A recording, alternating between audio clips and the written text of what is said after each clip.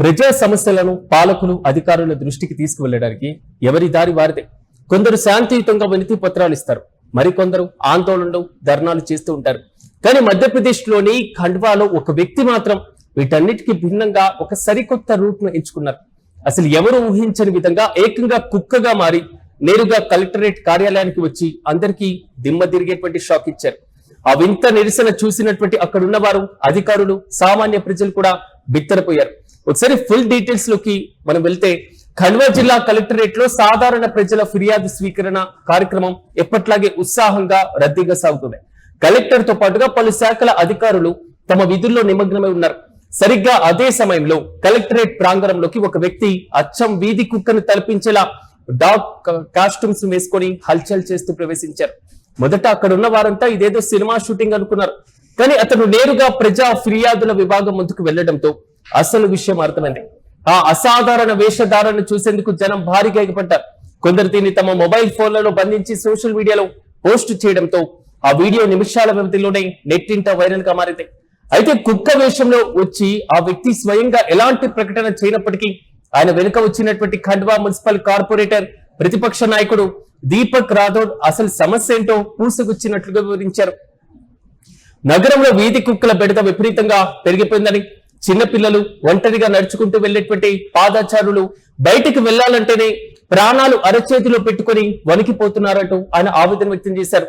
అక్కడితో ఆగని ఆయన మున్సిపల్ కార్పొరేషన్ పరిధిలో కుక్కల స్టెరిలైజేషన్, ఏదైతే సంతాన నిరోధక శస్త్రచికిత్సలు ఉంటాయో వాటి పేరుతో భారీ స్థాయిలో అవినీతి జరుగుతుందని సంచలన కామెంట్స్ కూడా చేస్తున్నారు. ఖండ్వా మున్సిపల్ కార్పొరేటర్ సంబంధించి ప్రధానంగా ఆ పరిధిలో ఉన్నటువంటి వీధి కుక్కల సంతాన నిరోధక శస్త్రచికిత్సల కోసం ఏకంగా 40 లక్షల భారీ బిల్లులను జారీ చేశారని దీపక్ రాథోడ్ మండిపడుతున్నారు. పేపర్లకు సంబంధించి పూర్తి స్థాయిలో లెక్కలు చూపిస్తూ కూడా క్లియర్ కట్ గా ఆయన ఈ అంశాన్ని అధికారుల ముందు చెప్పారు. గ్రౌండ్ లో మాత్రం ఒక్క కుక్క పరిస్థితి కూడా మారలేదంటూ ధ్వజమెత్తారు. కోట్ల రూపాయల ప్రజాధనం ఇలా అన్యాయంగా వృధా అవుతున్న అధికారులు మాత్రం మత్తు నిద్రను వదలడం లేదని ఆయన విమర్శలు గుప్పించారు. ఒక్కసారి ఆ విచిత్రమైన ఘటనకు సంబంధించిన విజువల్స్ ను మనము చూద్దాం. सुप्रीम कोर्ट ने बोला है कि कुत्तों की नसबंदी होना चाहिए और जो खतरनाक कुत्ते हैं उनको कहीं शिफ्ट करना चाहिए। करा आपने? सब वैक्सीनेशन हो रहा है। इनको यही नहीं पता भैया बंधियाकरण बंद है, सब ऐसा बंद है, बंद है। अभी चलेंगे अपन चलता रहो। झूठ बोलने की सीमा होती है, तुम तो सीमा पार कर गए। वैक्सीनेशन और ये सब हो रहा फिर तो है। ये खुद कितने बच्चे हुए इनके? अभी 6 बच्चे हुए इनके, जबकि इसकी बंधियाकरण हो चुका था। ये खुद परेशान है बेचारा, कहां से पालेगा? एक बच्चा पढ़ने जाता कितना खर्चा? शिकायत भी करूंगा, एफआईआर दर्ज कराऊंगा उस कंपनी के खिलाफ। 6 बच्चे मेरे पास है ना ये क्या है, सुप्रीम कोर्ट ने बोला है कि कुत्तों की नसबंदी होना चाहिए और जो खतरनाक कुत्ते हैं उनको कहीं शिफ्ट करना चाहिए। करा आपने? सब वैक्सीनेशन हो रहा है। इनको यही नहीं पता भैया बंधियाकरण बंद है। అయితే తమ డాగీ సోదరుడు ఏకంగా ఢిల్లీ నుంచి ఇక్కడికి రావాల్సి వచ్చిందంటూ కూడా ఆయన ఎద్దేవా చేస్తున్నారు.